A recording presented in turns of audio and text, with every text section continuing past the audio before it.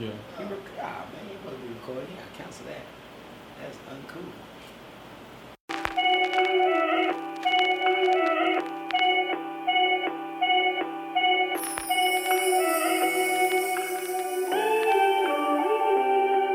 Lows, nigga. Hey people, I'm Terry Bluez and I want to welcome you to Black Gift TV. Make sure you subscribe to the channel by clicking the icon below. Black Gift TV is your one-stop shop for colored content. It is the official channel for the Four Color Man podcast and the Dean's List streaming series. You also find music, stand-up comedy, and short film works. And if you like the content, make sure you visit www.blackgiftcreative.com, the official sponsor for the Four Color Man podcast merch. Now, let's start the show. You are now about to witness the strength of street knowledge. Hey, what's going on? It's your boy Terry Bluez. Welcome back to the Four Color Man podcast. Kings building kings through candid conversation. And today I got a special guest with me. And you probably heard me mention this guy in previous episodes. I consider this man a mentor, somebody I seriously look up to, sort of changed my life, you know what I mean? Was one of my early influences in the game as far as like film, as far as like being an educator, as far as like, and this might sound weird, but how to be a black man in these spaces, you know what I mean? So without any further ado, let me introduce our special guest, filmmaker, professor, smooth jazz pianist, Ya'Ke Smith. What's going on, my man? What's up? Yo, man. So for the people, go ahead and break down your resume, because this man has done a lot of stuff in the business. He's done a lot in education. He's been a positive influence on so many people, man. Go ahead and tell the people, give a quick rundown of your resume. All right, I'm going to give you the abbreviated version of this. So anyway, born in San Antonio, Texas, East Side. Went to, the high school, middle school, whatever there. Went to Incarnate Word University in San Antonio, and that's where I started to study communications. I actually started making films in high school, though, when I was 15, so I always knew I wanted to be a filmmaker, but I just didn't know, one, that film schools existed, where to go, especially here in Texas. But anyway, so I ended up at Incarnate Word on a communication arts scholarship. And so we studied everything, journalism, radio, print, the whole nine, because you were there as well. Mm-hmm. And then I think it was my sophomore or junior, I think it was my sophomore year, Dr. Dora Fitzgerald came. And that's when I really started to get a proper film education. Before that, we dabbled in film. You could write about a film here or there. I started kind of making small films because I always knew that's what I wanted to do. So I was doing that anyway. But when she came, she really started to mentor me and educate me on like the history of film and like how to watch film, how to look at film, how to use your camera to tell a story visually, narrative storytelling, just all of those things. And so then I started to implement some of those into the films that I made. And I always knew I wanted to get a MFA, again, which I thought was a PhD then, right? I didn't even know. Yeah. He educated me on that as well. But I knew I wanted an MFA in film. And so I applied to like everywhere, USC, UCLA, NYU. But I always knew, to be honest with you, that I wanted to stay here because once I visited UT, I just felt like I would get like an independent filmmaking education. I know that may sound weird. I would like to make studio films at some point, but I just knew that the types of work that I was making then, I felt like would be more embraced here. And I also felt like, I'd be able to kind of do things on my own terms. So anyway, ended up getting into UT, went to film school there, made what we made, 1, 2, 3, 4 films while I was there. Actually, you make 2 films your first year, and then you make a film your second year and a film your third year. Sorry if you hear that garage. That's my wife leaving. Oh, okay. I thought it was like the air conditioning kicking in. We Right, cool right. though. We cool though. We in our animated studio, so I'm just gonna play that off, right?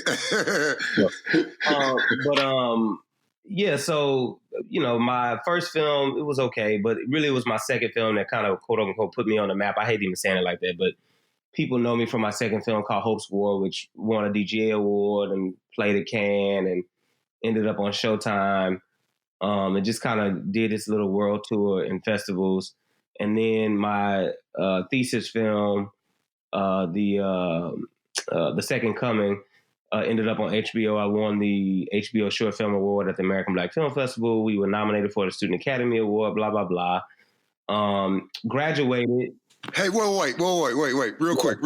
Listen, King, don't sell yourself short. Don't sell yourself short. I know we try to be humble, but this is a show where a black man is supposed to shine. That's why I'm starting this. Hey, my man is decorated. My man's got stripes. My man's is an OG in this game. Put some respect on his name. Continue. Yeah, so I walked into the theater stunt, and I had my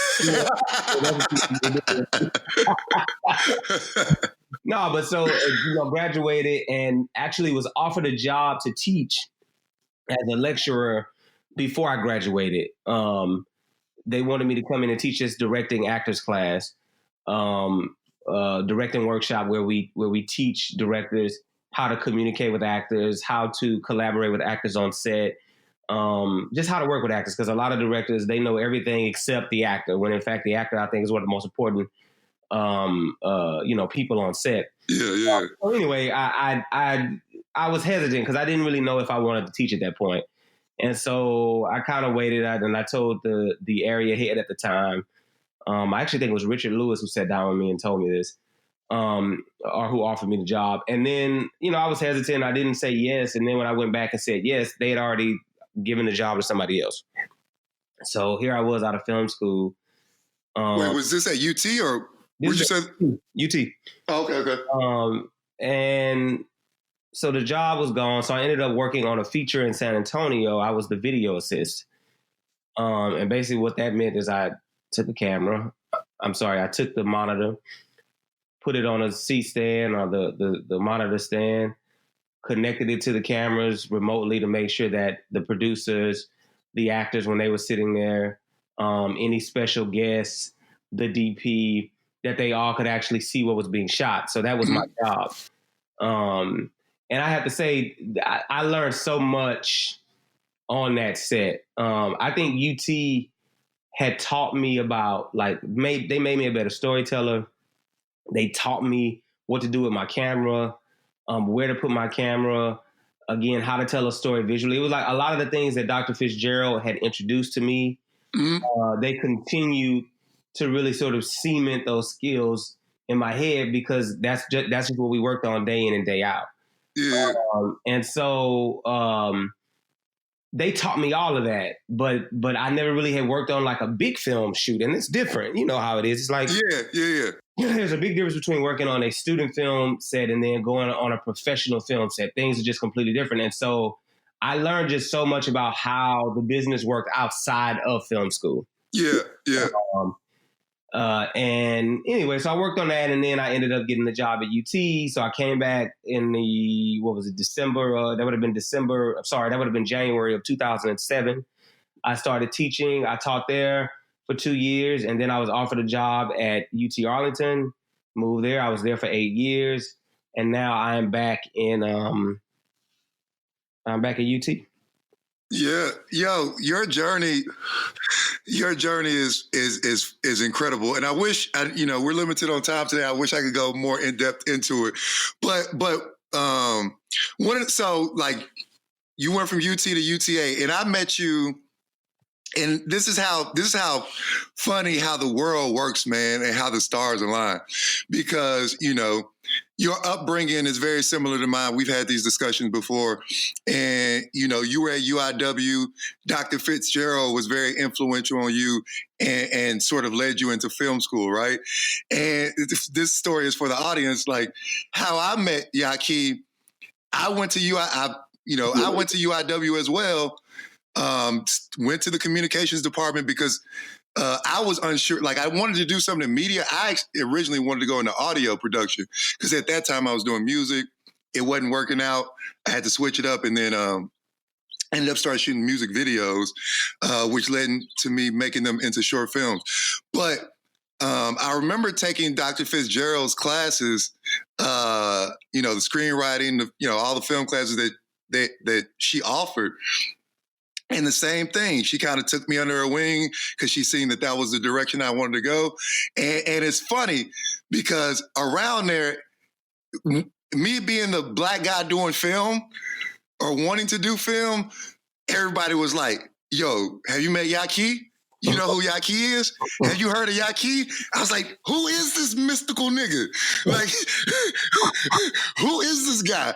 And it was funny because you came down as a honored alumni for our student media gala.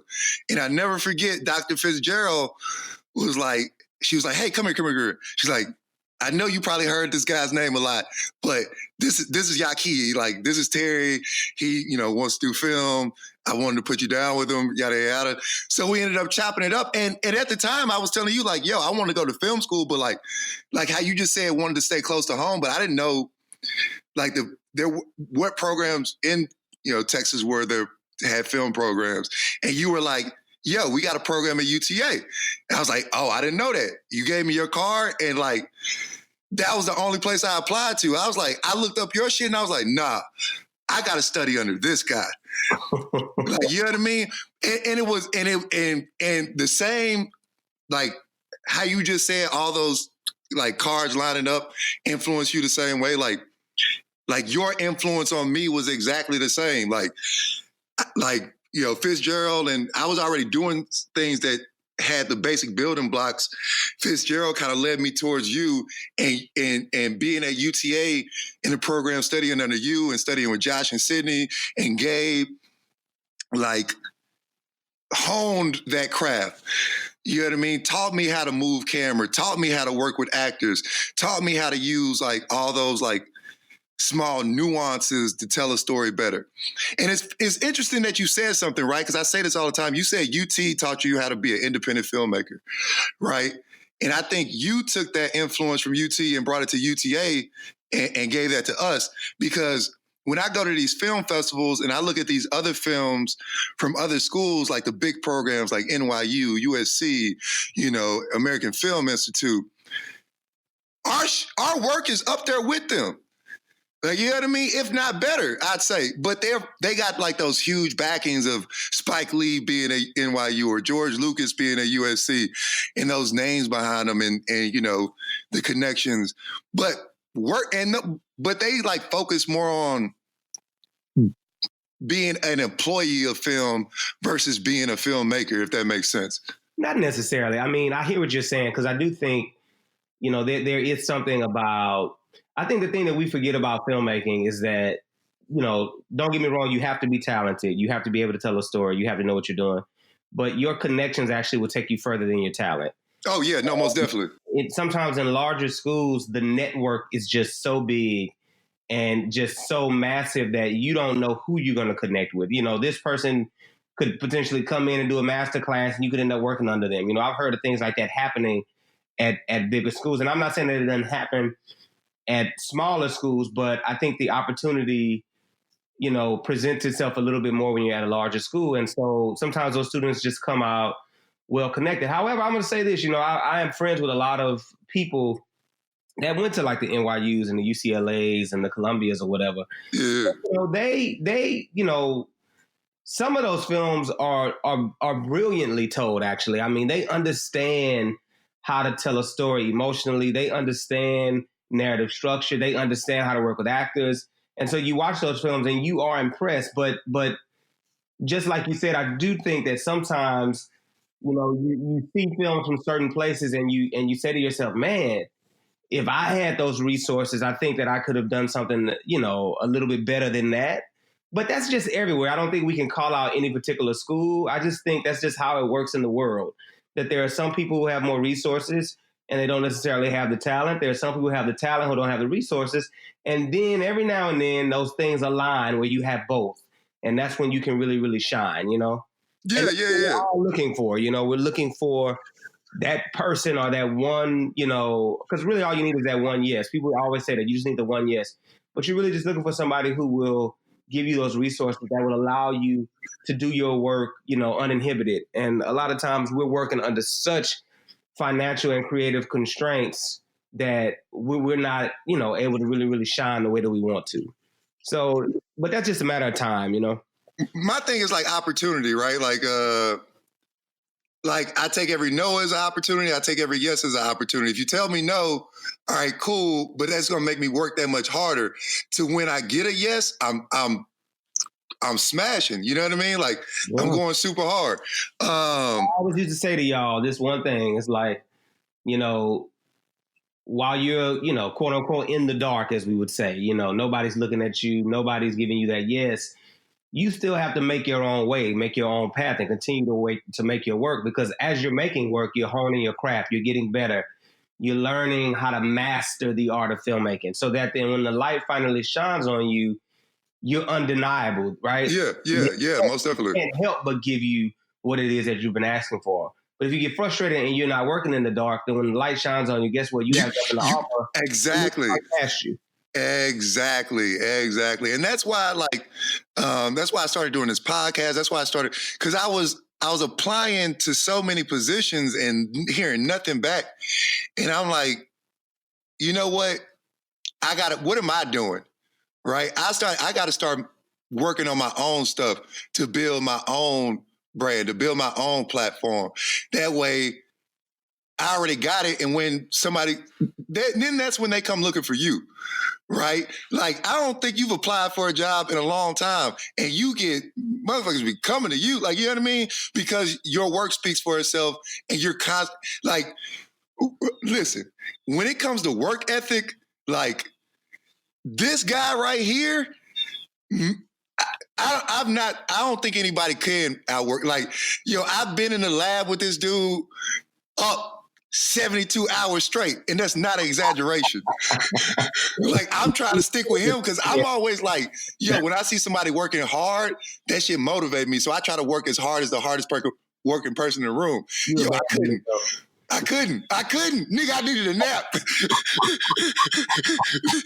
I was working off like 5 Red Bulls and no... And he was nowhere to be found. I had to go take a nap. Hey, at least I wasn't like your mans. I ain't gonna call out no names, but at least I wasn't like your mans. Oh man, he come in at 4 o'clock. I was getting a haircut. I was getting a massage. I was doing yoga. I just had to go get my smoothie made. Like, get the fuck out of here, man. We don't do that. They got a good film out of it. That's all they got. Or that other superfluous ass nigga. Man, don't get me started. Oh shit. But nah, man, so shifting gears a little bit, but on that same topic, man, your filmography, right? You've had like fairly good success on like the short film circuit, you award-winning shorts on HBO and all that. And then you get to your feature, which is after what, Dawn? You do Wolf after Dawn? No, I did Wolf after Katrina's Son, man. Like, Dawn came much later. Dawn actually was supposed to be my second feature. We can talk about that in a minute, but I thought that was going to be my second feature. But, things didn't work out the way that I wanted them to, so it ended up being a short film. Mm-hmm. But yeah, so, I had a film after film school. Katrina's Son. Actually, I think Katrina's Son was it was. So when I left UT in 2009, I started teaching at UTA in August of 2009. We shot Katrina's Son December of 2009, and it was on the circuit by June of 2010. It was premiering at in the Texas Filmmaker Showcase. Which is a showcase put on by the Houston Film Commission where they pick the best, or what they consider to be the best short films from Texas in that year. Yeah. They make a compilation that I believe is about either 90 to 120 minutes, and then they fly all of those filmmakers out. They screen their work at the DGA. And, it's for an audience of just professionals out of LA. A lot of people who sort of have gone from Texas to LA and they're working there.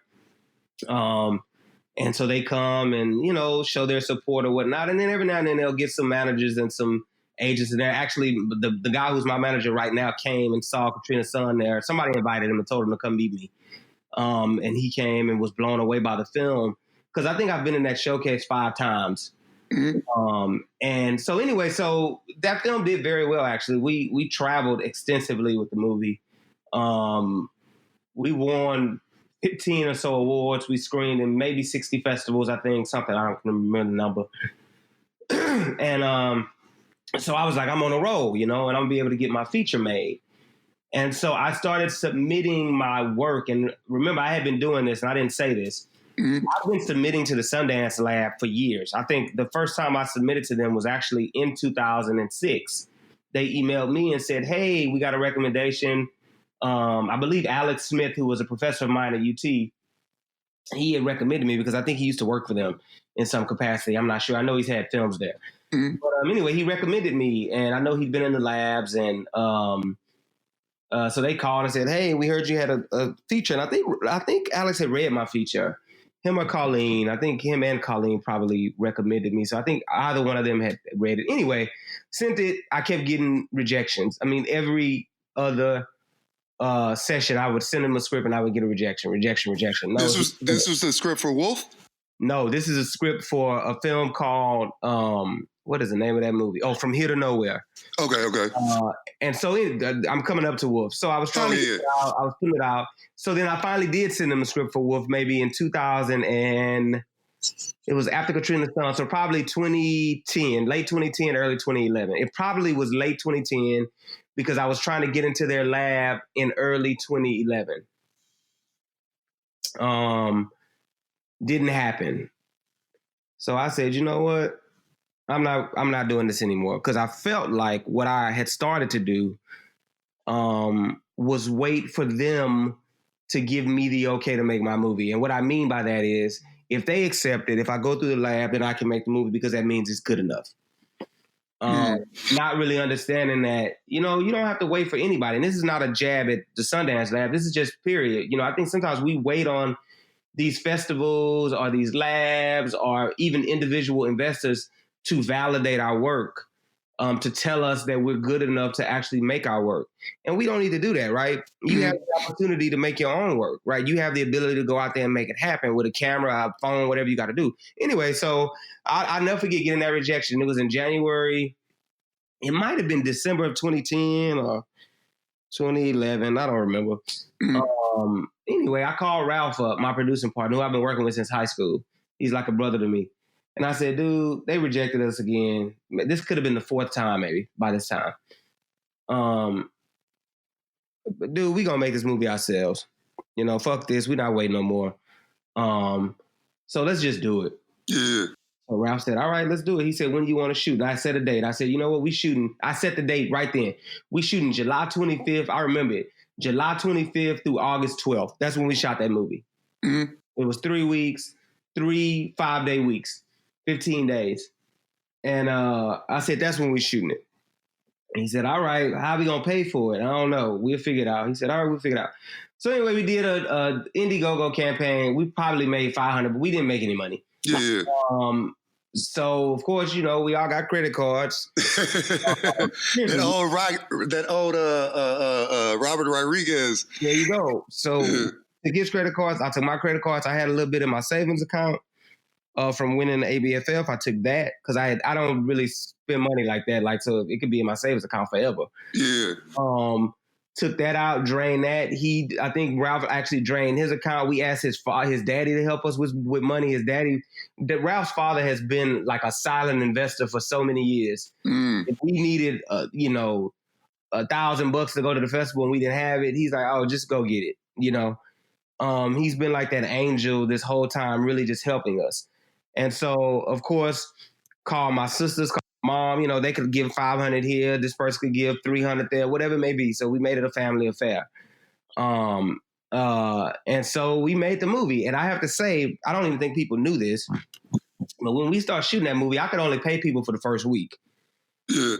I had no clue how we were going to finish it. We had this guy, Derek Nixon, who I don't know how Derek even heard about me, but he ended up contacting me. Yo, I heard you making this film. I could get you $50,000. You know, Derek comes with all these big promises. And then he took it to them, and they were like, "We ain't funding no movie about no pastor molesting no kids." So it ain't happening.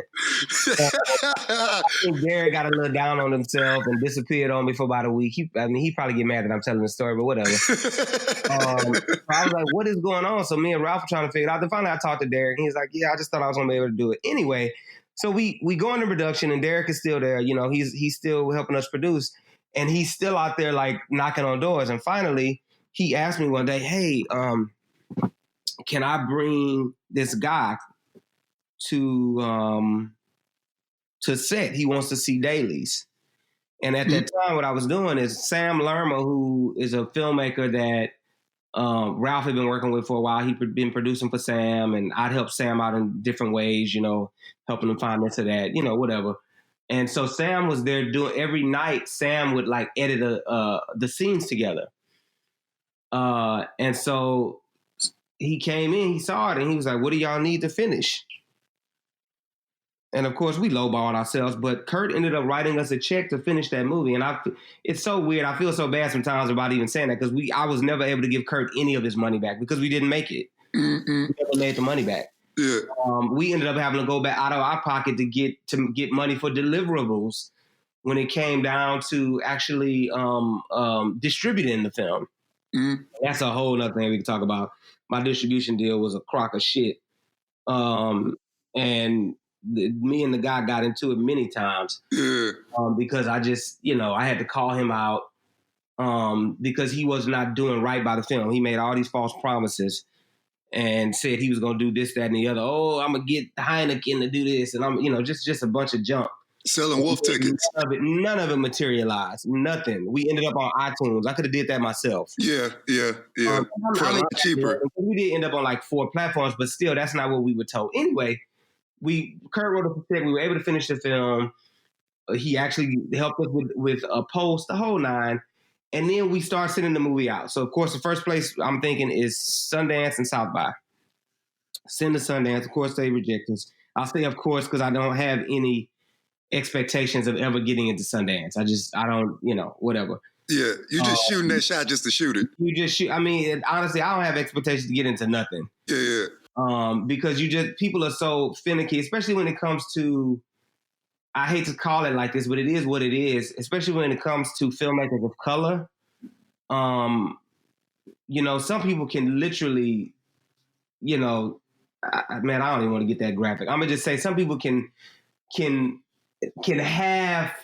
make their films, and that stuff gets in, and we put our whole body and soul into something, and it is looked at as though we put no effort into it. Listen, I understand what you're saying. It's funny. It's funny because me and Gabe had that convo about Streets of Zion, and I was, you know, the Dallas Video Fest premiere, and I remember going, and it was like Black people at a movie theater loud. You know what I mean? Everybody was into the movie.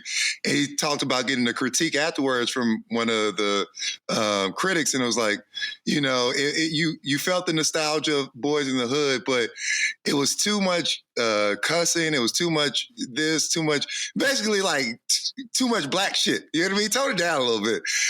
And I was like, God damn. Like I'm telling an authentic narrative, right? Yeah. The narrative needs to be authentic. I'm not telling the cookie cutter version of how people, because that's another thing that gets me. Everybody says they want real, you know, bold voices. Yeah. But when your voice is too bold and too real, they scared because they don't understand it, right? Yeah. So anyway, we, you know, that's just how that works. And so anyway, but South by Southwest, we got in. And I was shocked. I was like, man, I'll never forget. I was in the living room of my apartment. And I was actually, it's funny. I think my wife and I were talking about something. I don't remember what we were talking about. But I think South by notifies you in like February or January, late January, early February, like almost right after Sundance ends, I think. Mm-hmm. And I was talking about, well, maybe we'll do this. So, maybe this thing could happen, blah, blah, blah. And we got into South by. And I was like, man. So I called everybody and said, hey, we got in. So now we can start looking, it's gonna go down. So I had to hurry up and get a color correction. I'll never forget, we finished coloring the movie the morning that it was due to Sundance. Because I didn't even want to go forward with color just yet because I knew what I was going to have to pay. And I was like, well, let me just wait for a little while to try to raise some more money and figure out some things. But then, of course, I had to do it because we needed to get it ready for South by. And I'll never forget, colored it, put it in the mailbox and sent it. We were coming to South by. I had a great screening. We got some pretty good reviews. We got a great review in IndieWire Shadow and Act. Mm-hmm. And then we traveled, man. We traveled extensively with that movie. And I'll never forget that it was interesting during that time because that was the same time that Spike Lee had released Red Hook Summer. And there's a scene in that film that deals with sexual abuse by a clergy member. Okay, so yeah, let's get into that, right? That's what I really want to get into about the film is the subject matter, okay. Right? Now, I'll let you explain to the people what the story is about or give you a pitch about it. Well, it's interesting. So the film is about a boy who is sexually molested by his pastor, a pastor that in many ways, and I think they even say it in the film, has saved the family. I mean, he saved their marriage. He married the mother and the father. He baptized the son. He literally is like a father to these people. And they find out at some point that their son has been being abused by him for years. And what complicates it is that the son has now taken this abuse as affection. Mm-hmm. And he's now in love with this pastor because he's confused. And so he refuses to say anything against the pastor. And that's really what destroys the family is that daddy is like, oh, you must have liked it. Why you ain't saying nothing? Mama's like, no, he's broken. And then, of course, he's blaming the daddy because the daddy hasn't been there for him. And so it's a family story. And then it gets into the politics of the church and this whole idea of, the grandmother saying her one line is, don't put God's business in the street. I remember when I wrote that line.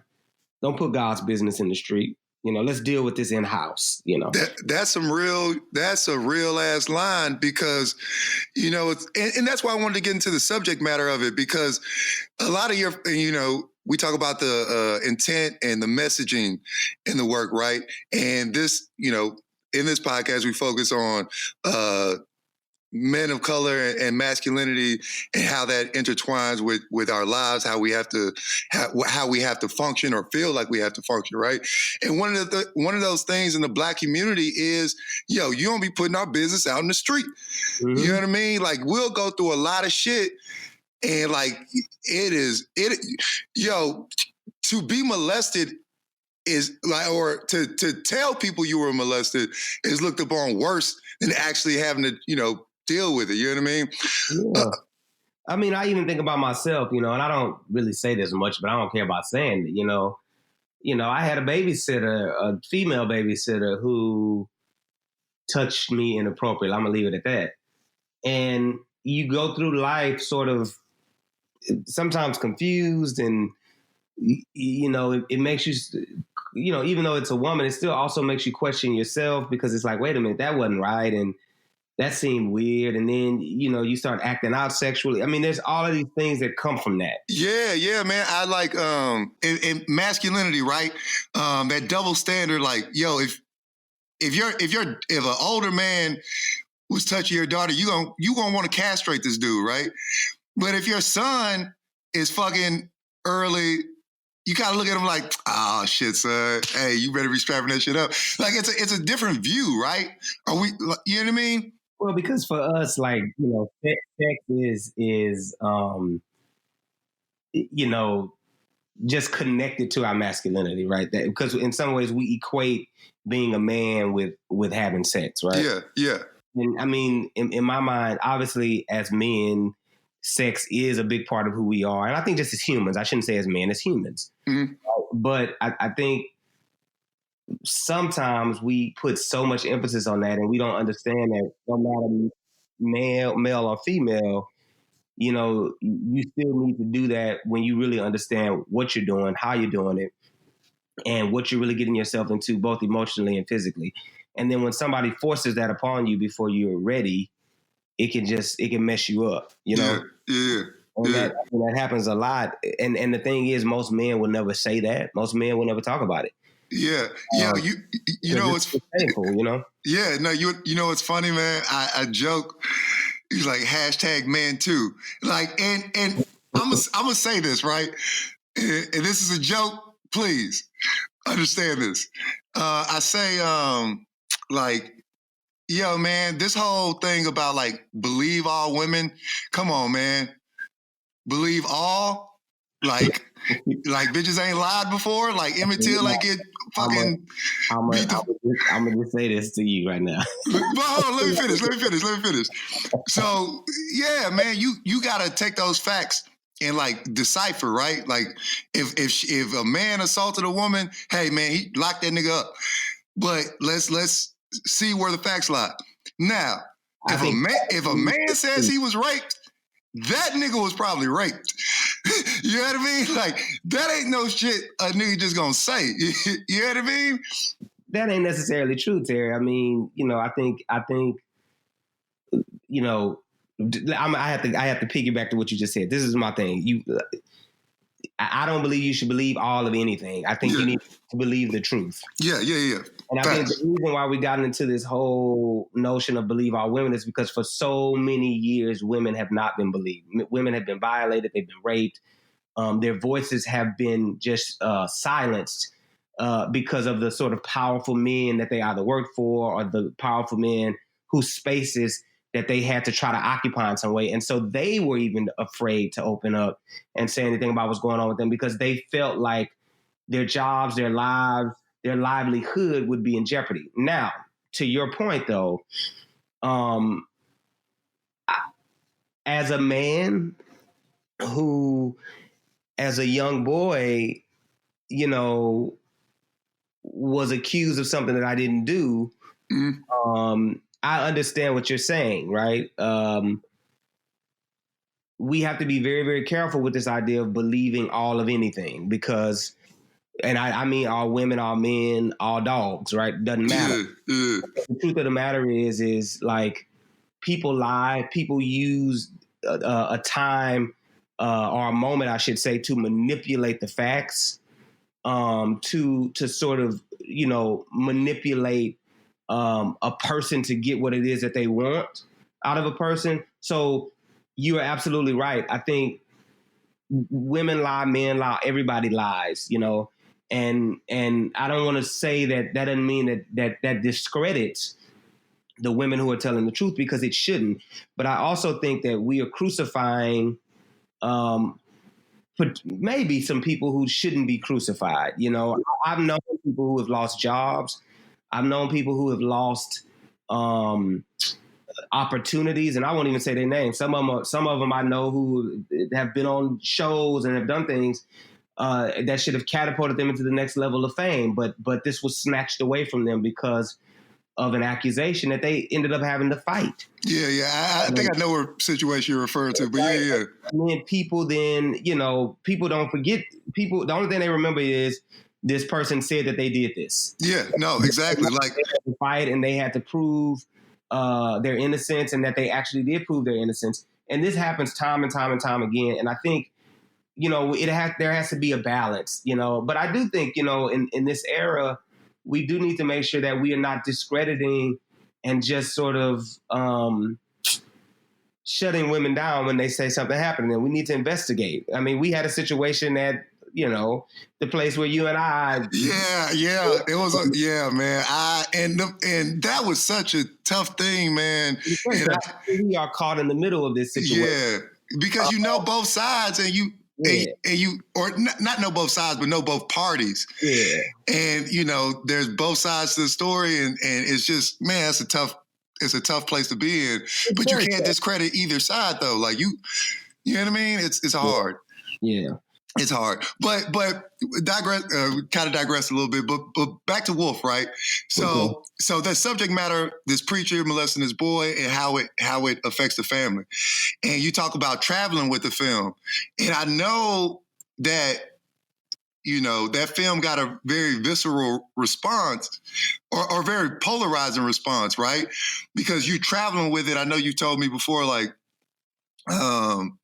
you know, screening it and then doing the Q&A after, you had so many, you know, people stand up and be like, yo, this sort of happened to me. You know what I mean? Talk about like how I was touring with that film.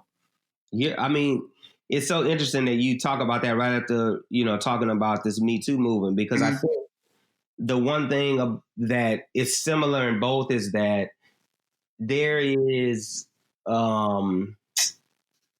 shame and silence, right?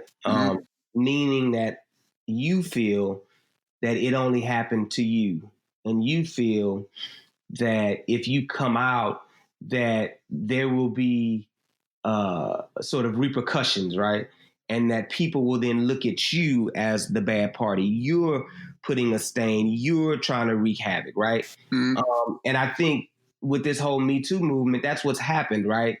When one person had the boldness to come out and say, this happened to me, it then allowed for other women to feel comfortable in coming out and saying, yep, this happened to me as well. And that's the thing that I think was happening with Wolf when we were touring, is that people saw a story that resonated with them. It was their experience. It was their truth.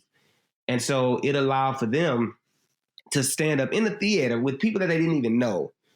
I mean, it's interesting about that film because to say it out loud is difficult, but then to say it in a room of 200 other people that you don't know their intentions, you don't know them, but guess what? You just saw something that arrested you, and it didn't matter, right? It doesn't matter what they think. It doesn't matter what they say. You don't care, because at that moment, you just have to get this off of your chest. And I think that was the beauty of that film, is that it so viscerally arrested people, and you know, and at times, you know, almost paralyzed them, you know, to the point where there were people who couldn't, after the credits roll, they couldn't move. They just had to sit there. That they had to speak out. It created such a almost like an environment of transparency that people again felt that they could say it, and that they would not be judged, and that they could no longer hold on to that trauma that had been inflicted upon them. And man, everywhere we went, I kid you not. The only place I remember where no one stood up was probably at South by Southwest. But after that, everywhere we went, every place that we screened that movie, there were at least two people in the theater who stood up and said, this happened to me. That was my story. I never saw it, you know, painted so vividly for me, or reflected so vividly to me on screen. I've never seen anything that captured that trauma in the way that this film captured that trauma. And so I have to speak. I have to say something. You know, I believe that film has the power. One, I believe film is power, right? I believe that film is a very powerful medium, but I believe it has the power to change and arrest people. And some people laugh when you say that. They don't believe that, but I do. Because I believe that when you see something on screen and you're in a dark space and you're watching something, yeah, film is sort of a communal experience. I think when you see something that touches you and only you, it's like church is a communal experience. You're in church, you're with other folks, right? But the pastor could say something that speaks directly to you. And even if it speaks to 50 other people, for you right there, you're not worried about them 50 other people. You're worried about what it says to you and how it resonates with you. And it makes you have some kind of reaction, regardless of if anybody else has a reaction. And so I think film has a power to do it. And I think that's what Wolf was doing as we traveled and toured with the film around. I mean, we went everywhere, and it was amazing. Yeah, Yo, it's funny, right? So it's interesting you use that analogy of church, right? Because I know you're a church-going guy, and we have those discussions on religion all the time, right? But so the positive effect of those people standing up and being like, "Yo, this happened to me," but you also told me of a response of like the opposite end of like the church feeling this movie portrays them in a certain way. So did you receive backlash from that? Not necessarily, man. I think it was an interesting reaction in that there were screenings where churches would come out. You know, they bought 20 tickets or they brought their congregation, you know, those who voluntarily came, the pastor would invite them out. And then they would say things like, this is, you know, we want to screen it at our church.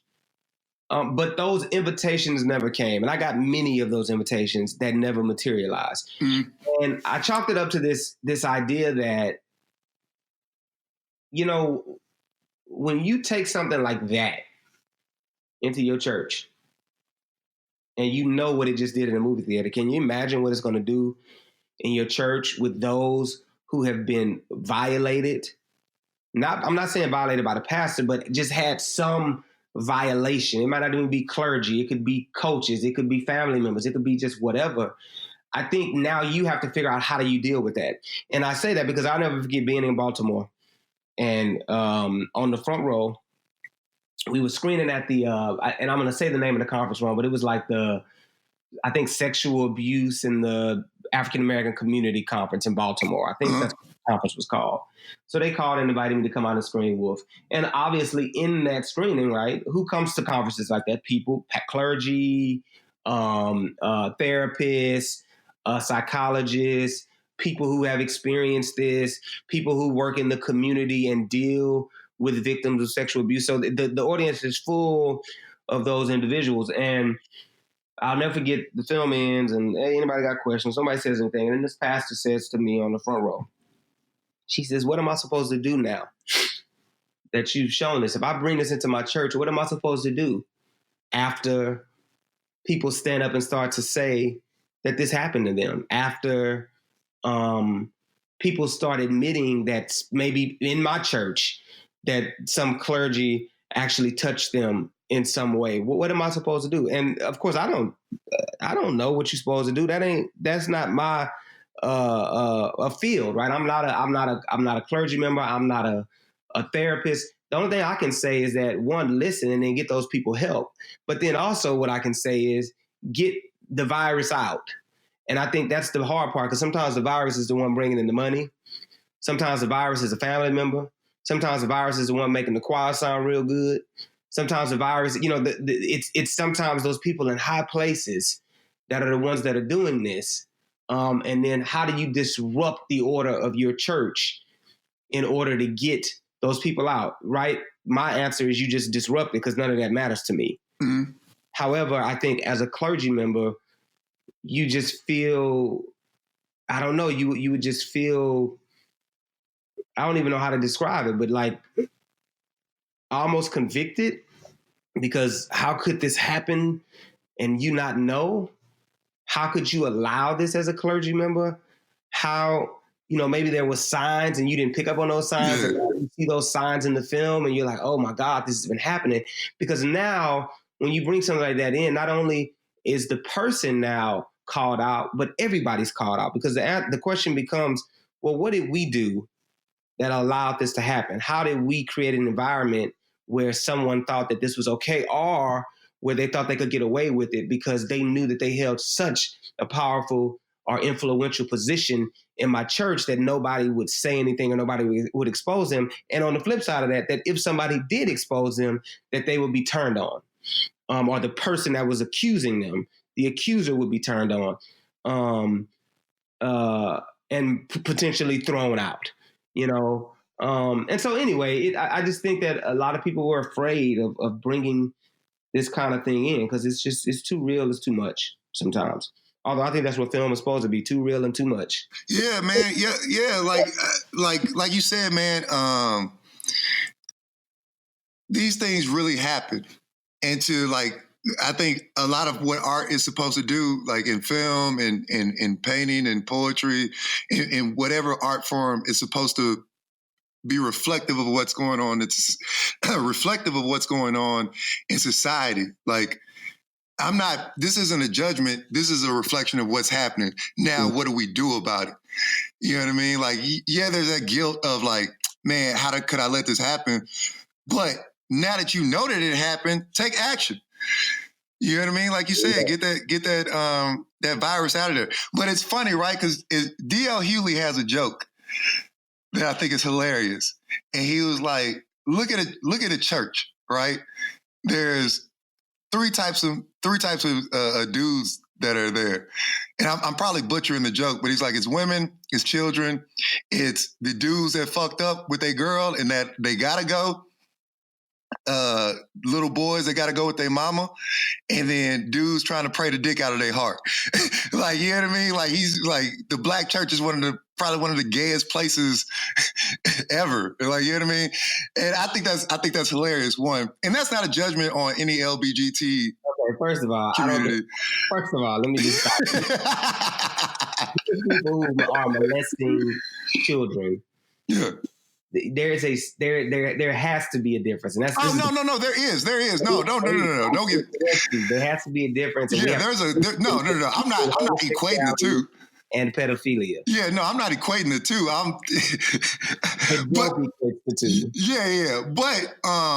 But in that sense of masculinity and being like a very church going person, I'm probably shifting gears a little bit. Like the black. First of all, let's talk about the black church for a moment, because I know you're a very religious guy. Well, I won't stay on this subject long, right? But I do want to get your opinion on record on this, right? Mm. First of all, like in previous generations, the black church was like the cornerstone of the community, right? Like they were the leaders of policy. Like when politicians wanted to get something done, they would go to the black church, right? Today, you see a lot of this generation moving away from that, right? The black church isn't necessarily the cornerstone of the community. And is that because of what the church has been doing? Because not only instances like this where the church betrays, the trust of family on some stuff like that happens, but more on a broader scope, like the sense of these mega churches and, pastors driving Bentleys and taking collections for their private jets.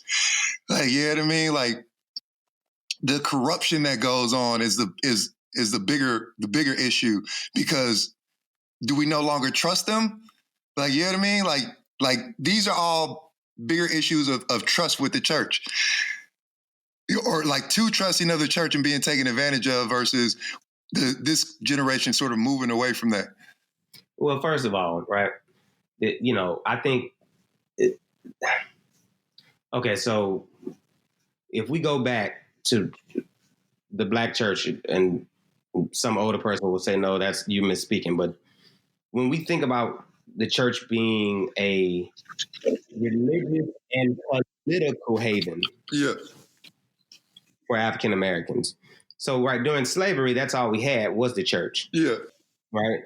Or the church and that's the thing, we keep thinking about a building. The church was the gathering of the believers, right? Mm-hmm. And one place that we could gather freely, and obviously they're watching, we can't be too free, but the one place that we could gather freely, we could gather as churchgoers, and we could work. I mean, I think one of the most powerful, if you ever read Beloved or seen the film, mm-hmm. and I think it's more powerful reading it than it is watching it in the film, but just, what is her name? Mama Suggs. Mama Suggs.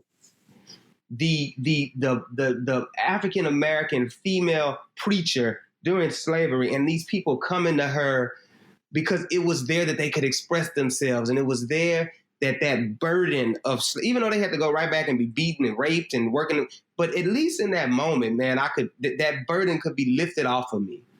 Okay, so then we get into this whole idea of political nature of church. It's just like my wife's aunt, who passed away a few years ago. I think she was 95 or something. She was like, we always talk about revivals as these places where all we did was talk about the Bible. She said that's not what we were doing in these revivals.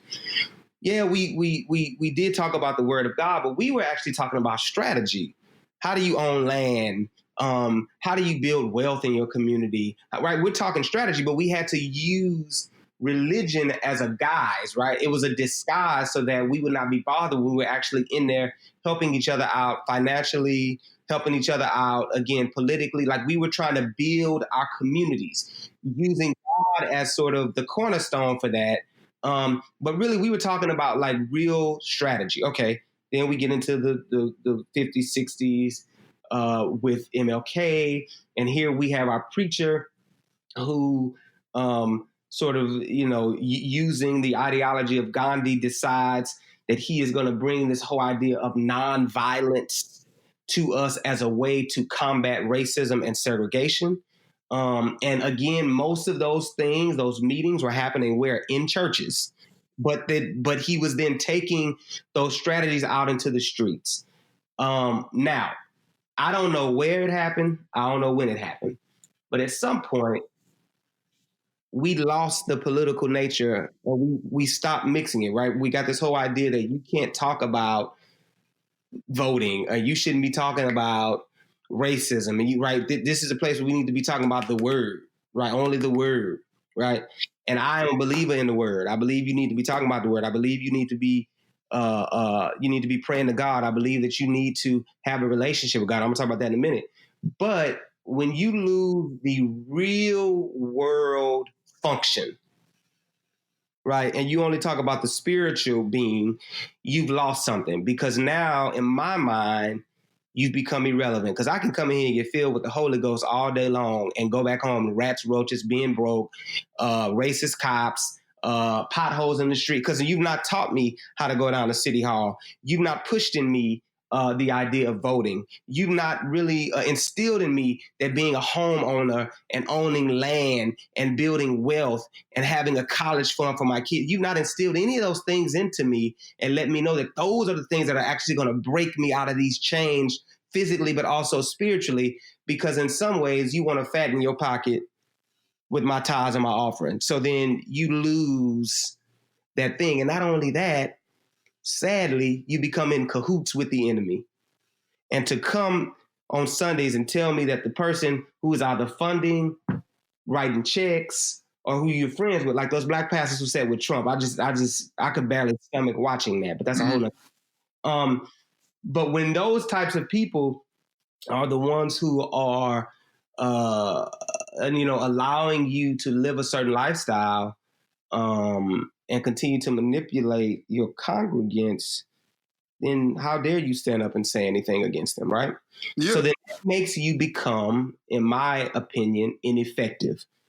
Because the more that people wake up and understand what you have been doing and that you have not been speaking, because I think of somebody like John Hagee, he has no problem. This is a white pastor in San Antonio who has no problem standing up and telling you that Clinton is the devil. He has no problem standing up and talking about how Bush was God's man on earth. I mean, no problem. So then as a black church, you should have no problem letting your congregants know that that's a crock of shit and that what he's saying is racist and that you should not be listening to that mess. And the way that you combat that is you get out there and you vote and you make sure that you have the ability to again, build wealth and that you have the ability to sort of have your own, right? But we're not doing that.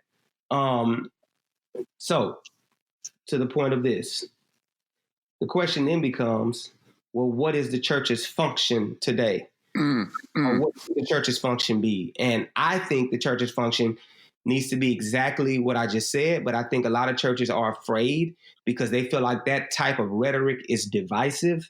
They don't want to lose.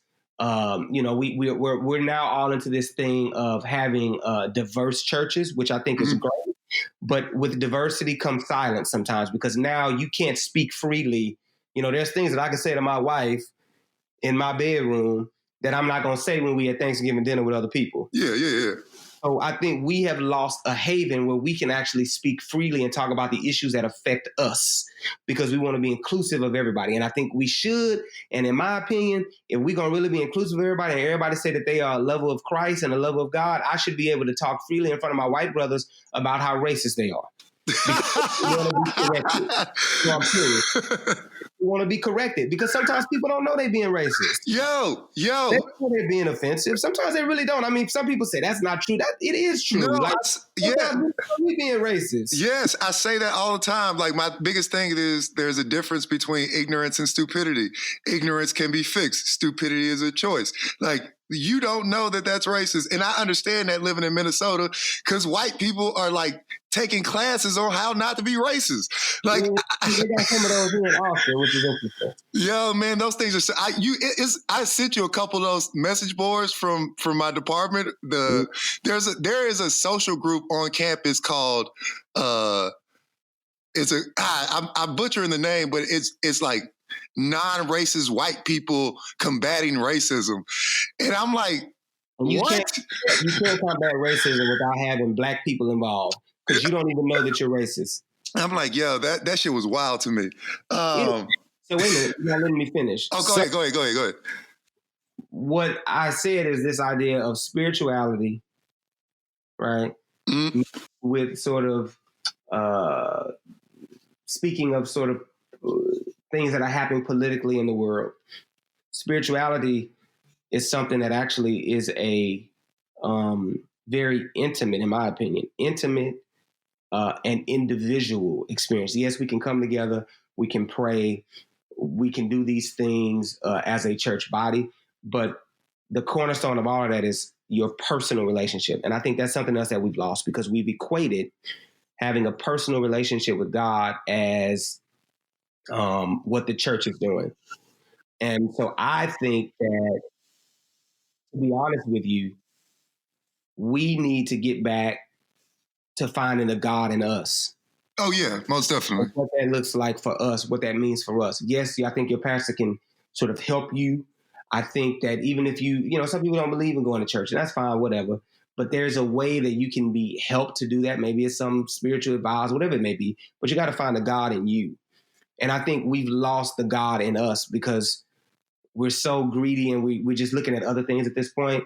And so now because of that, we've turned against the church. Just because of what I said, because the church has become ineffective because they're only dealing with one side. It's kind of like being in a relationship with my wife. There's two parts of that relationship, right? There's the emotional part and there's the physical part, mm-hmm. Right? Not to be graphic or anything, but it's like if one of those is not working, then we're going to have an issue. Yeah, most definitely. Because if I'm not satisfying her emotionally, then she doesn't want to, satisfy me physically, right? Mm-hmm. So anyway. Well, that's a good way to put it. Yeah. And vice versa. Yeah. Right? Because sometimes we act like, well, man, it don't matter. Well, it does matter. I want to be satisfied emotionally as well. And that makes me want to have a physical relationship. Yeah. And so I think we begin to feed only one side of ourselves. Right now, the political side of us, not realizing that we need both. The church at this point is feeding the spiritual side of us and not feeding sometimes the practical sides of us. And so we need both of those, I think, in order to function effectively in the world. And that's why the church, I think, for some people is not that place because they feel like the church has been silent on so many real things that are happening. There's like Michael Waters in Dallas, who I just adore because Michael's a good preacher, but even more so than being a good preacher, Michael's out there in the trenches. He don't mind our calling racism. He don't mind calling out, even if it's the mayor of Dallas or even if it's, city council members. He will call them out in a heartbeat. And I think that's what we need. Somebody who, again, can pray for me, can talk to me about the word, but who is also bold enough and out there enough to understand what's going on in the world. And that's what we've lost. And I think that's why the church is becoming ineffective. And I think that's why a lot of people have just decided to abandon it altogether. That was a long-winded answer. No, you good. You good. No, that says a lot, man. But shifting gears a little bit, man.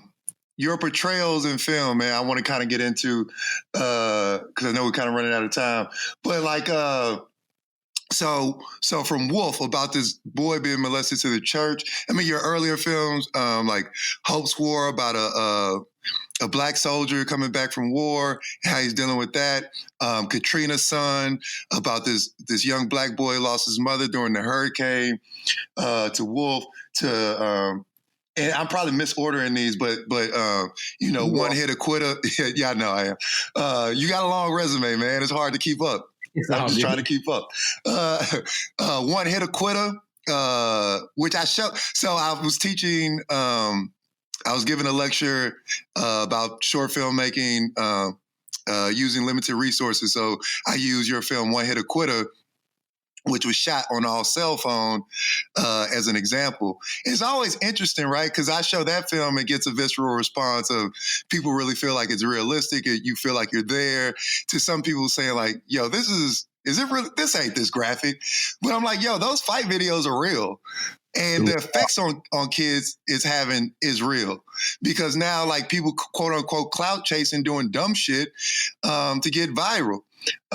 So like your work is a lot of reflective of what's going on in society, but portrayals of Black males, right? Like, do you think that's a portrayal of like this like the original birth of a nation of the Black man savage and invoking fear into white people? Like, is that what we're doing? Or are we like just mirroring what's going on? Like they talk about rap music being violent, but it's really just a reflection of what's going on in the community. I think we have to be careful, right? I mean, I think it's interesting because I just think, how do I even say this? Let me start by saying this and I'm gonna get back to what I was trying to say.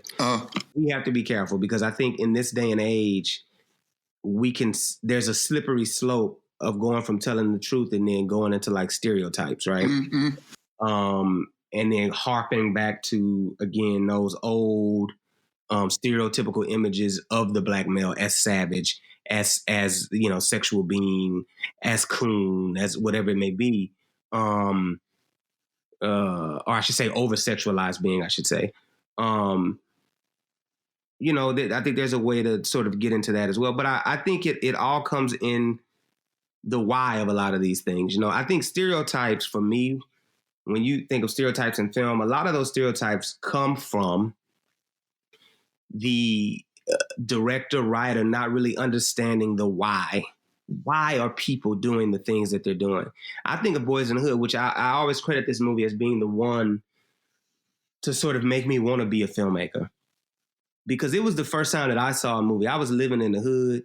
I was living in San Antonio at the time. People don't know this. San Antonio was the drive-by capital of the U.S. at one point. People were being murdered every day. We had bullets coming through our house sometimes. I had been grazed by bullets. The bullet came through the air conditioner and ricocheted down. I thought I was shot. My cousins laughed because I was on the ground. I'm shot. They laugh at that story still because they were at the house. But the windows in the front were all out.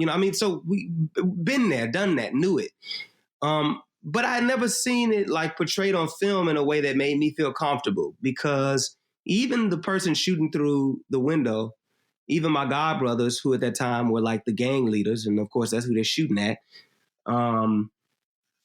people didn't understand like their struggle, their real intimate struggle of being fatherless or just being rebellious or losing their mother early and finding a role model in the dude on the street who happened to be a gang member, who happened to be a drug dealer, who baptized them into the game, as I'll say it, because that person showed them love. That person showed them affection.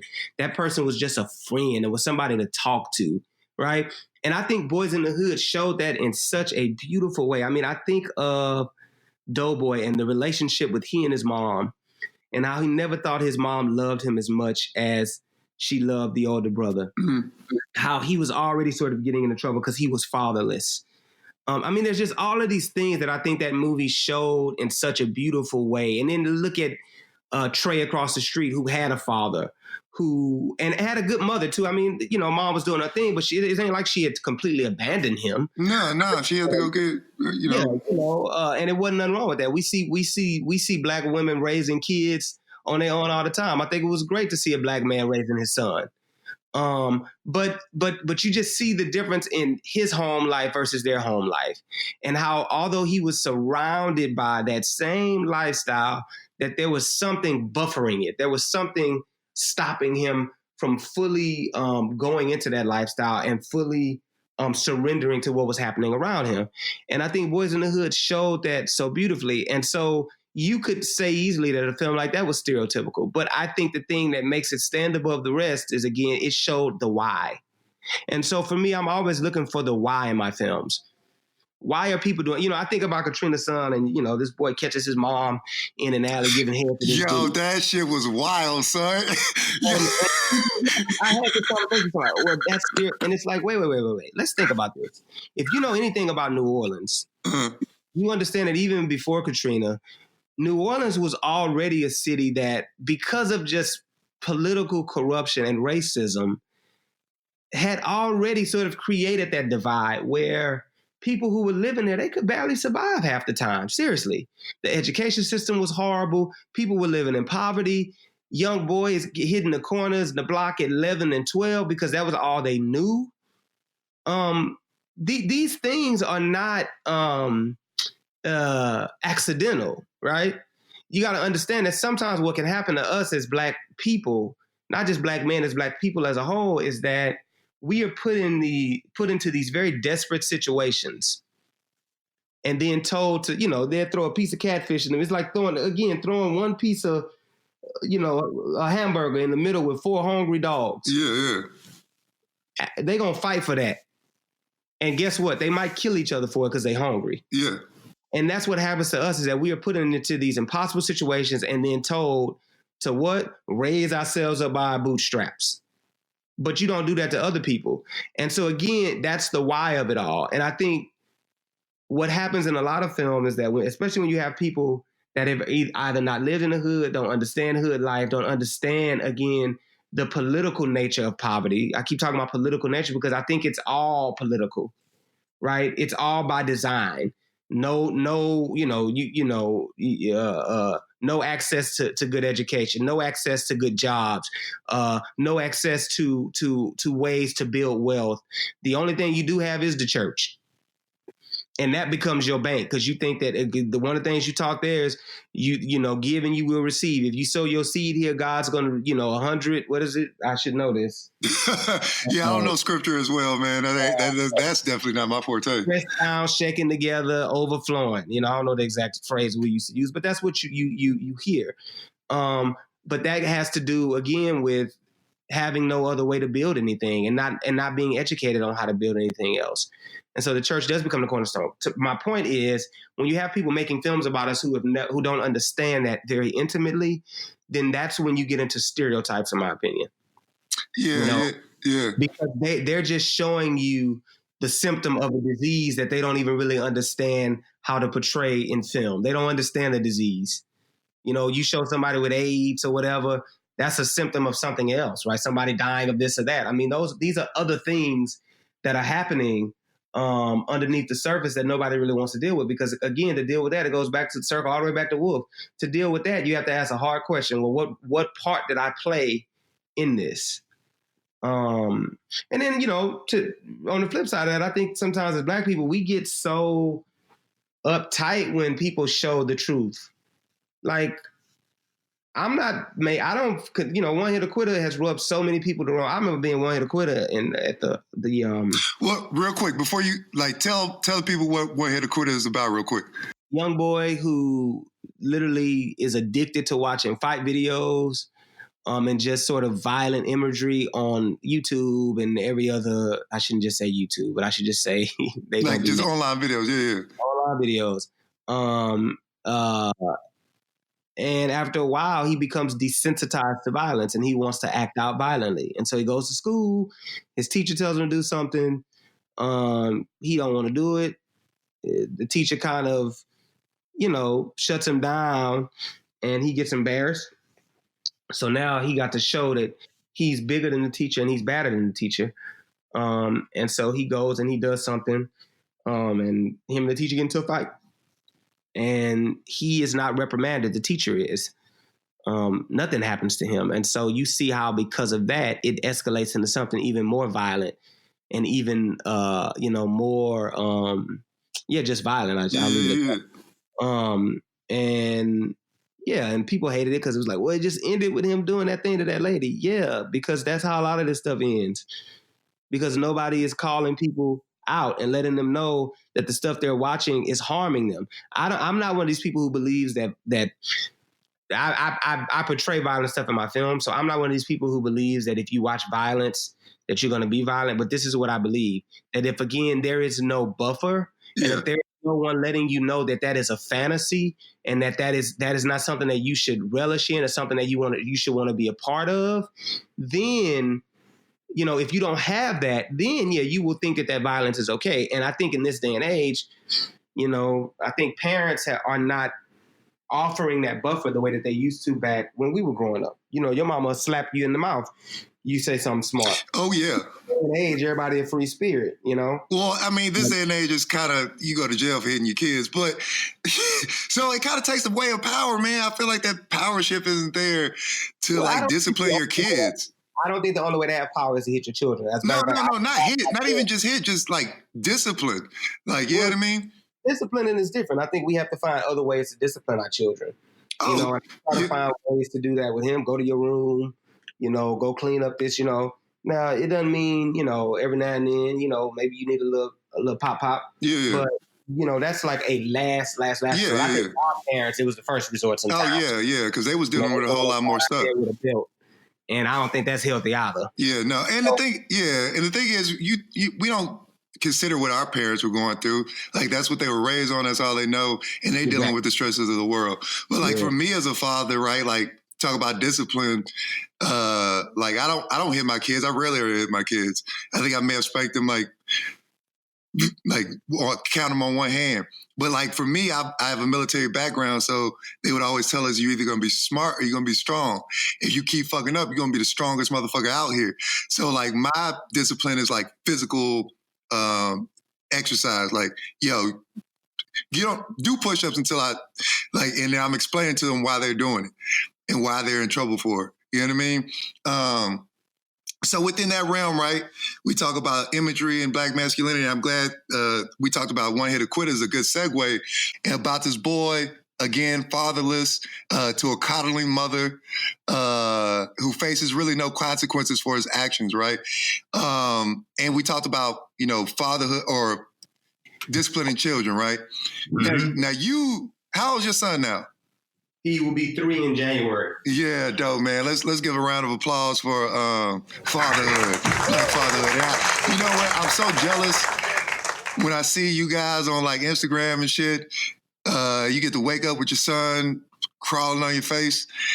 My kids don't give a fuck about me, and they mama don't even let them see me. But anyway, I digress. Now, I remember before you had your son, you were like, yo, like having a kid, that's gonna ruin my career. I got plans. But now that you have them, and it's like, yo, that's a little you, man. How has fatherhood changed you?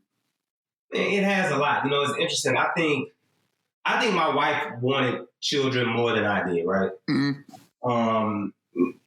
And I think she had settled into this idea of not having them because it was just something that I didn't want.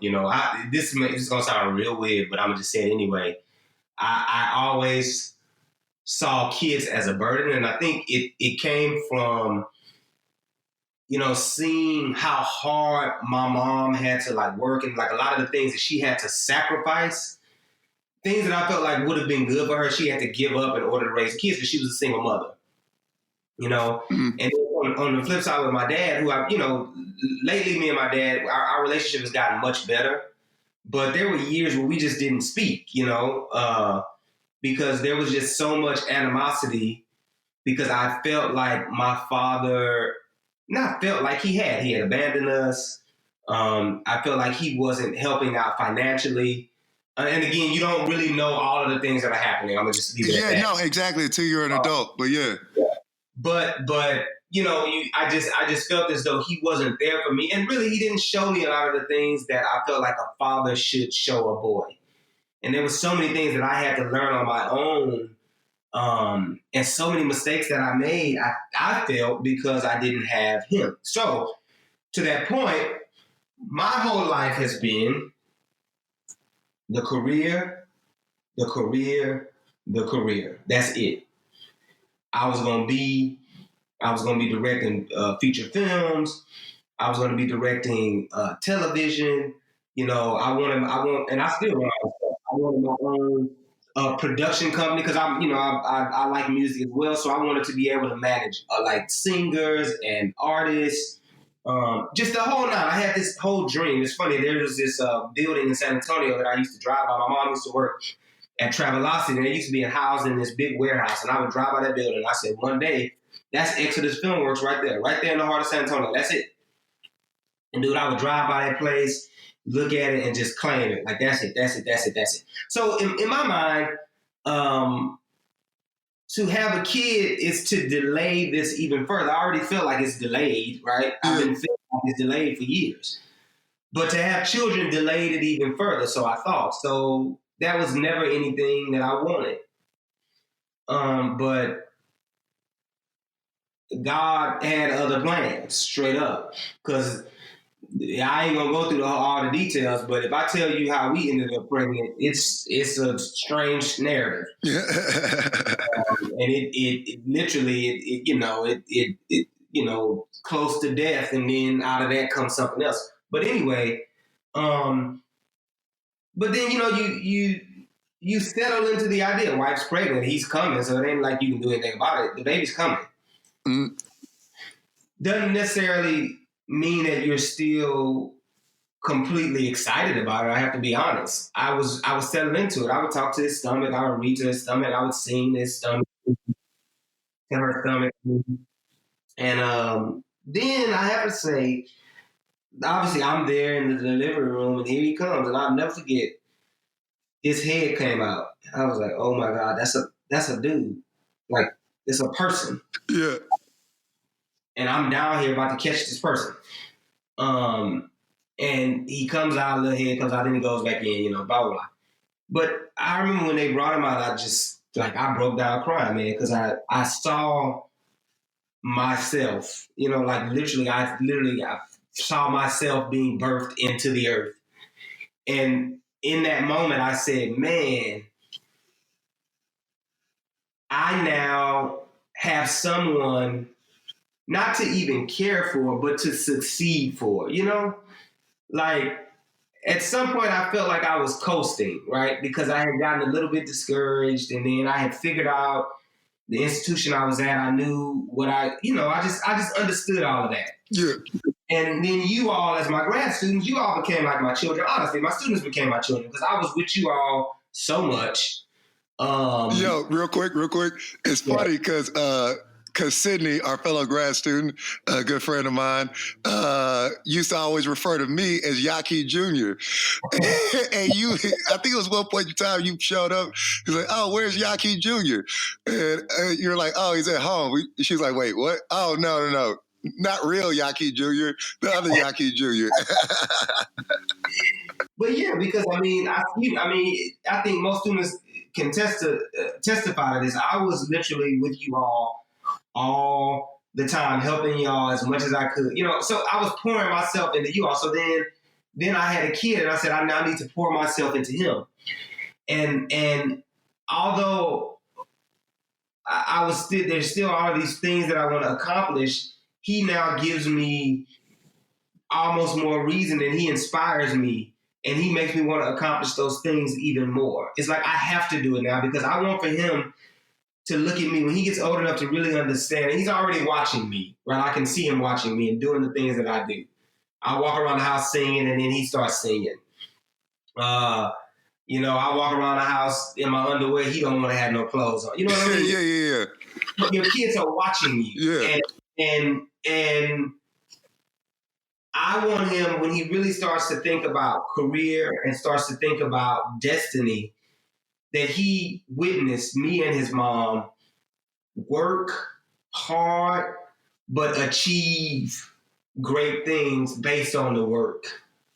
And so that's why I will never stop working, because I think what has changed in me is now, like, I have a seed that's watching me that I have to cultivate, and I have to fertilize that soil, and I have to grow up and I have to tend to him, and he has to watch me because he will feed off of me and I will feed off of him. Yeah, man, it's like this having them has it changes your life when you have a kid, man. It's like there's a piece of you that you didn't know existed. And it didn't exist because it didn't exist. And now it's literally like a piece of your heart is walking around on earth. And you want to protect it, and you want to be a good role model for it, and you want to love it, and you want it to, again, to believe that anything that it wants, it can have. And so I try harder, man. I fight harder. I breathe, this thing that I'm doing, live it, eat it, breathe it, because I have to have it. And it's funny, sometimes it makes me even more frustrated because I feel like, man, I'll be 38 tomorrow. And I'm like, man, if you had asked me 10 years ago, because 10 years ago I started UTA when I was 29. Mm-hmm. If you had asked me then what I wanted to do, it would have been so different from this.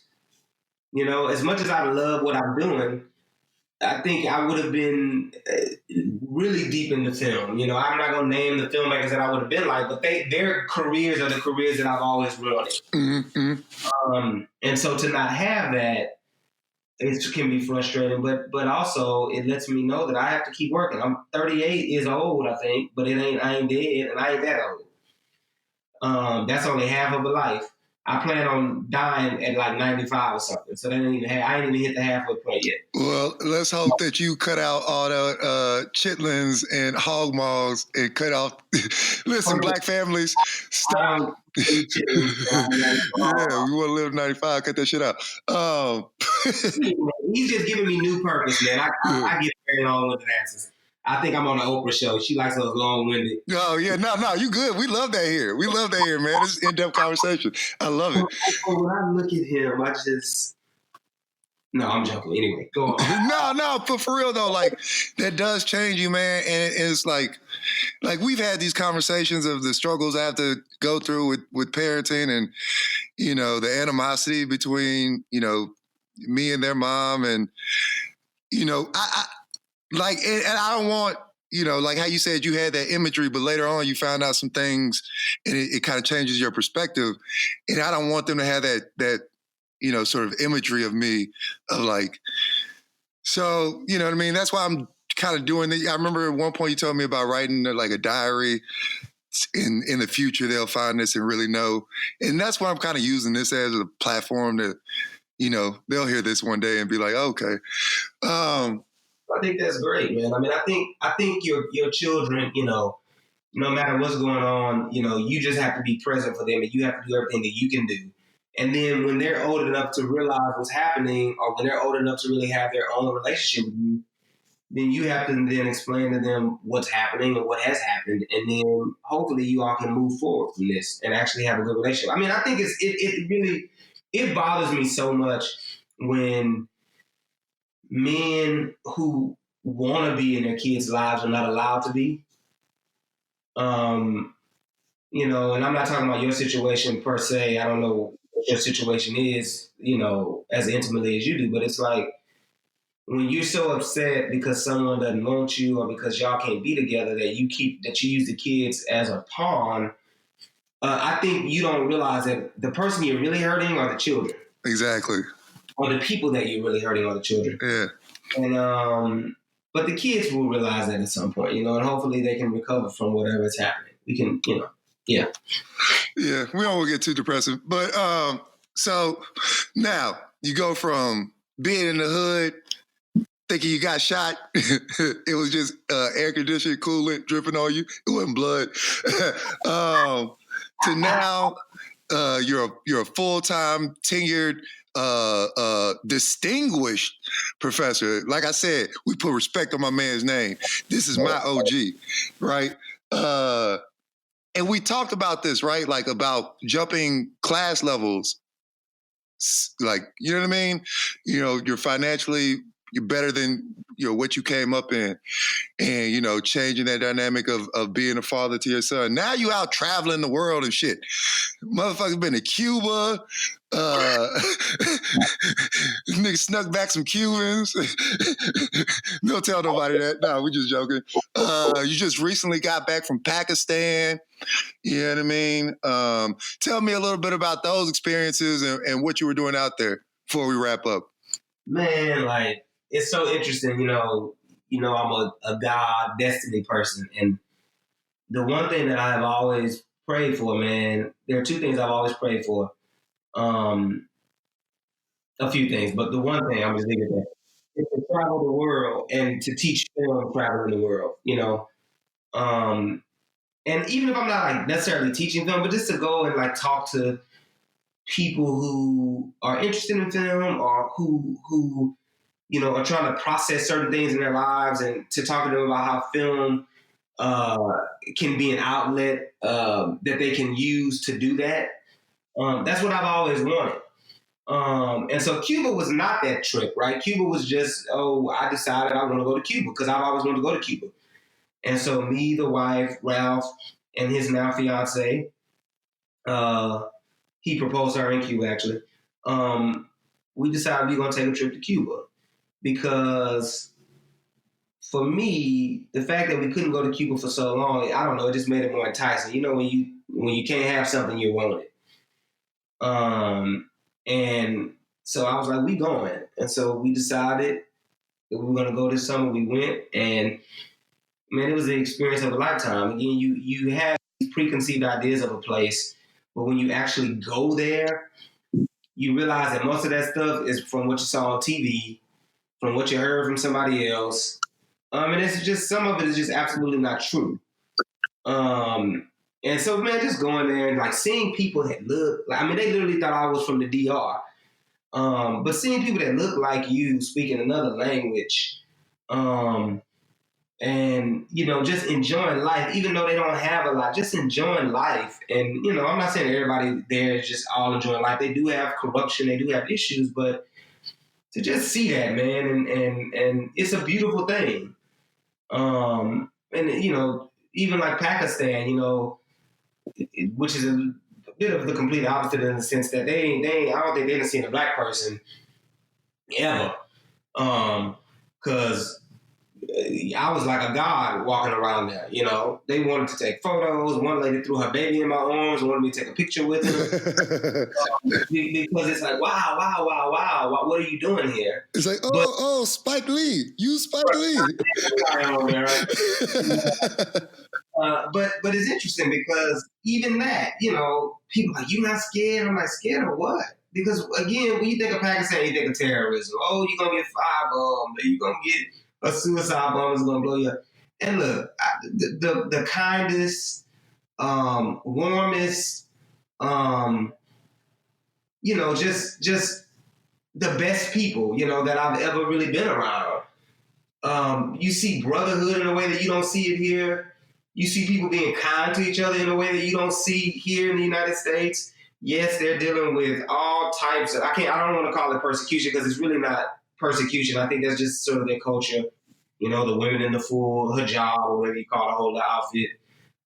You see some of that, but that ain't everybody.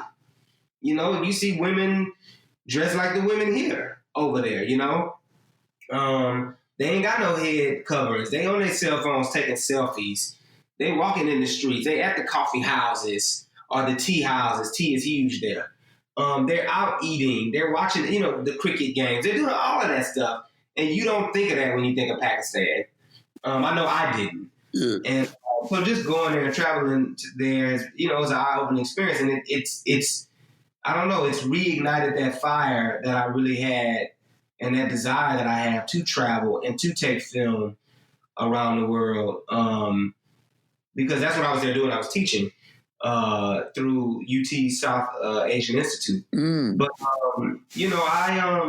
I want to do that, man. I want to go to Africa. I want to go to Japan. I want to go, again, even to some of these remote countries, to, within Africa, Rwanda, and these places that have been just destroyed by war, ravaged by war. I would love to go there and take film and just sort of talk to the people and let them know that, you can use film as a way to process some of those emotions because I think film can bring people together in a way that no other art form can. I think music can as well.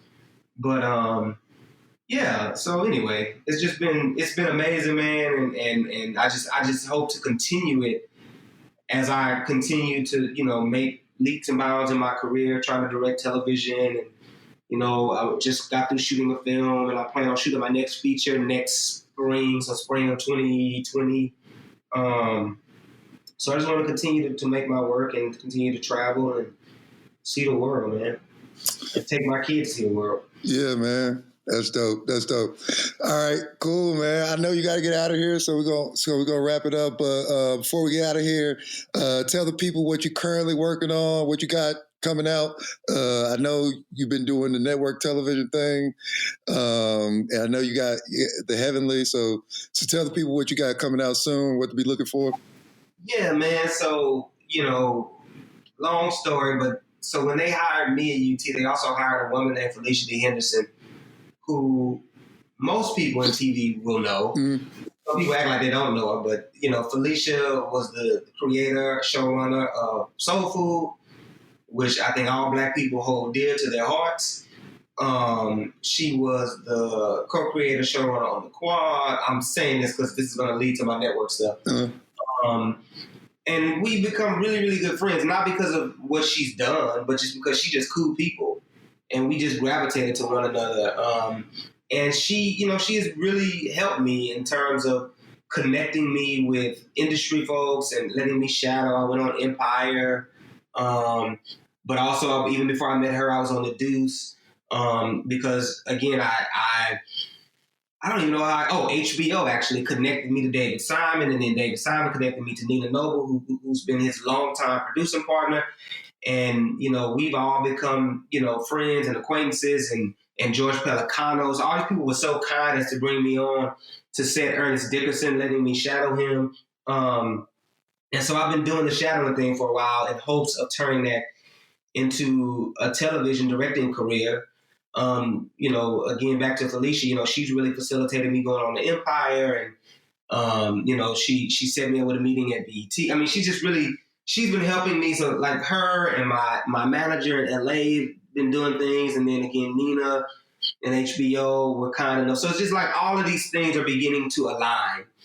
I hope. And it's a slow burn, obviously you just got to keep shadowing and going on. And that's fun. I'm not gonna lie. After a while, you don't want to shadow anymore. You just want to show them what you got. Mm. Because the more you shadow, in my opinion, the more I shadow, the more I realize that I can actually do this. Mm-hmm. I know what I'm doing enough to direct this. It's a monster. It's a machine, and you just got to come in and kind of wrangle at it a little bit and work within the confines that have already been set up. But I can do it, I think. And so I'm working on that. I'm also, I also direct some of the television stuff with AMS, Murder Made Me Famous, Scandal Made Me Famous, Surprise of Fame. I'm actually on a deadline because I got to write this Muhammad Ali script. It's due next week, and I've outlined it, but I have literally not written one page. But it's all right because the way I work is I do a very extensive outline, and then that outline literally allows the script to write itself. Yeah. So I'll be writing that over the Thanksgiving break and getting it done, and then we shoot that in January. We shot Heavenly in March. And that is out to festivals right now. So hopefully in the next few weeks, we'll be getting some positive feedback or some positive news. And maybe we'll be getting some no's or whatever. I'm so used to rejectionist or whatever. Yeah. You just got to roll with the punches and keep going. Because at some point your film will find its audience. So that's out.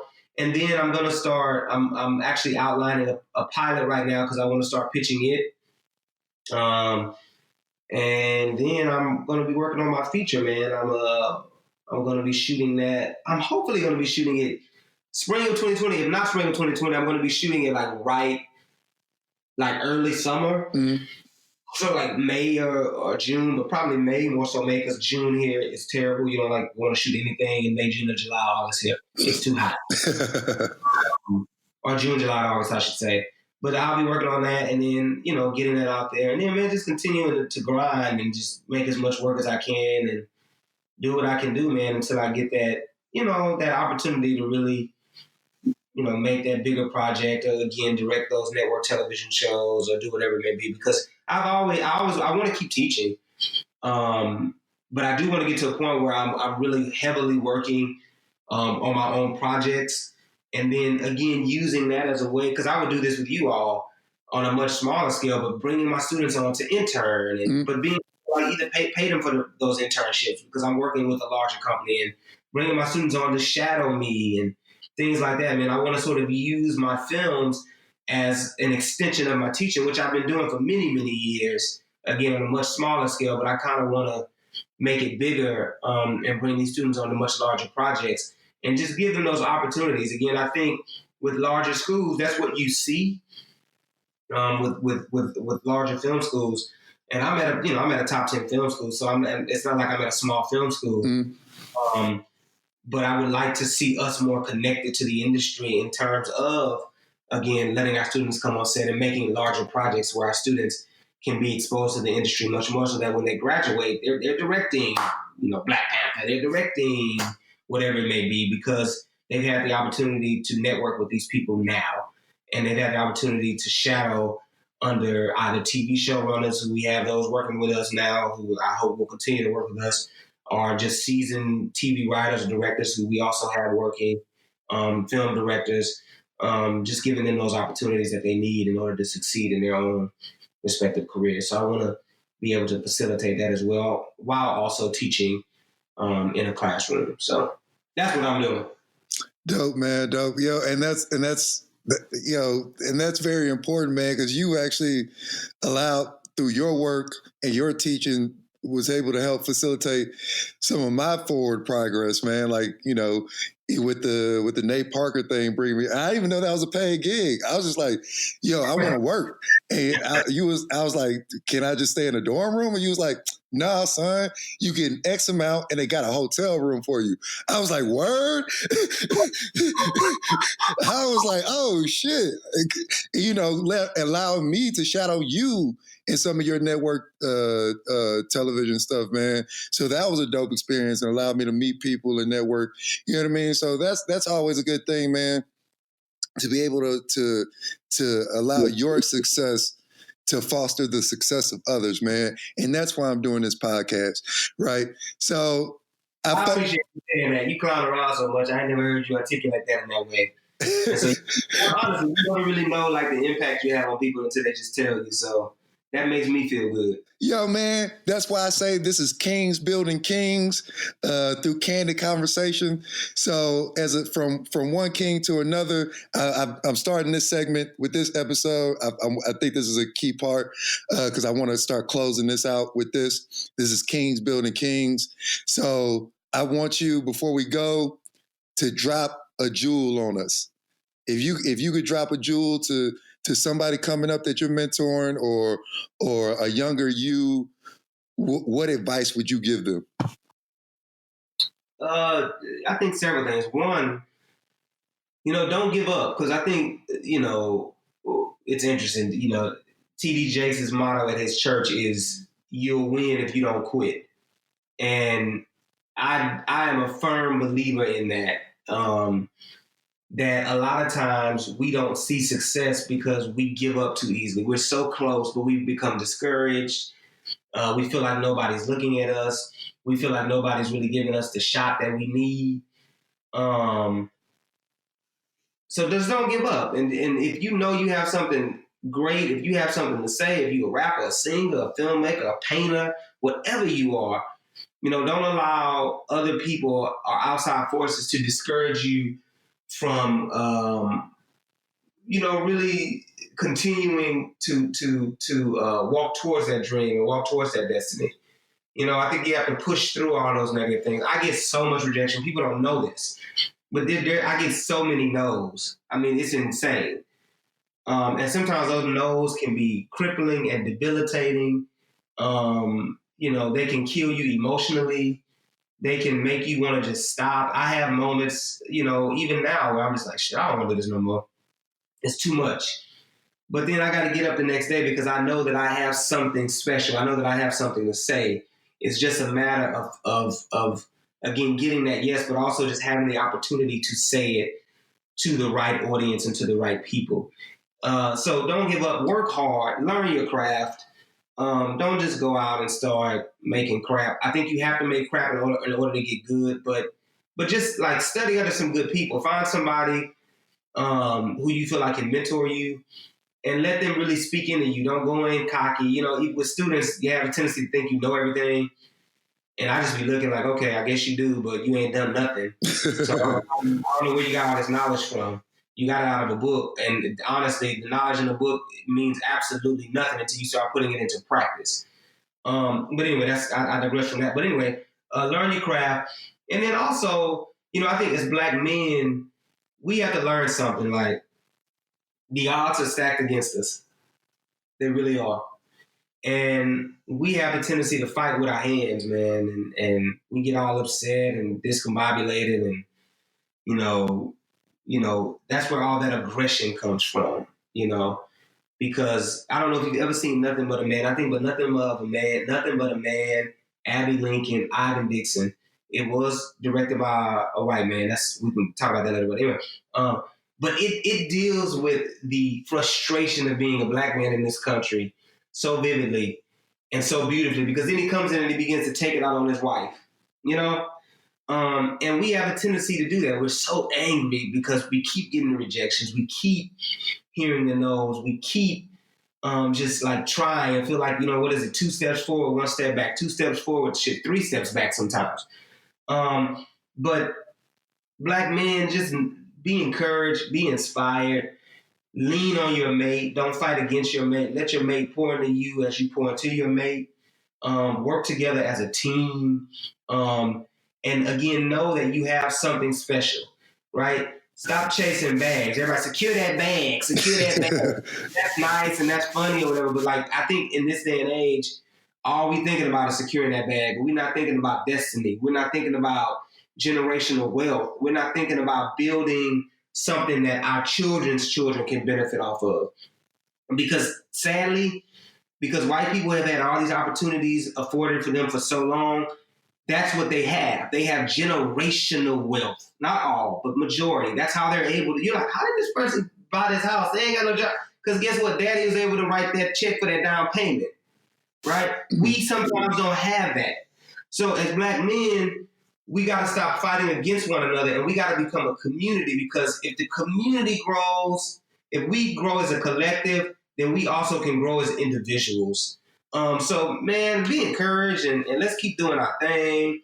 You know, yeah, we want to secure them bags, but let's secure those bags so that our kids can also have their bags too. So, yeah, man, I just say keep going, keep striving, keep doing your thing, stay encouraged, and fight for what you want. Don't let anybody change you. Talk to God about what you want, about what His plan is or what God's plan is for your life. And just go for that, man. Be encouraged. Those were a lot of jewels.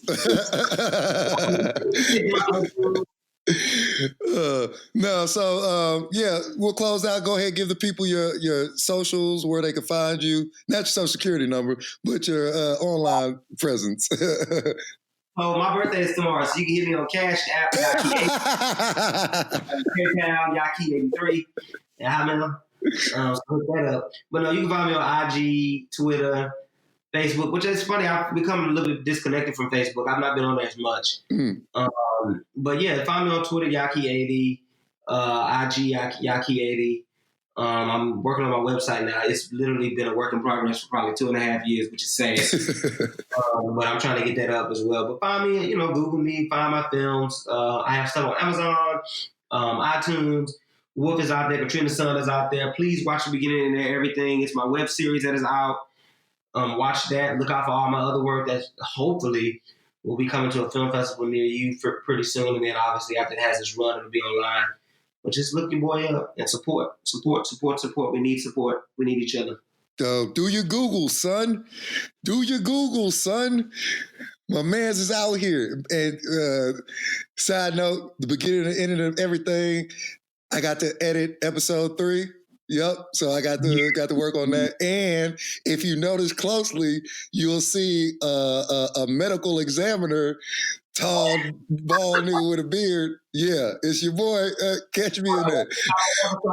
That's what you see him at. But yeah, man, we're going to get out of here. This has been the Four Colored Man podcast with your host, Terry Bluez. And we out.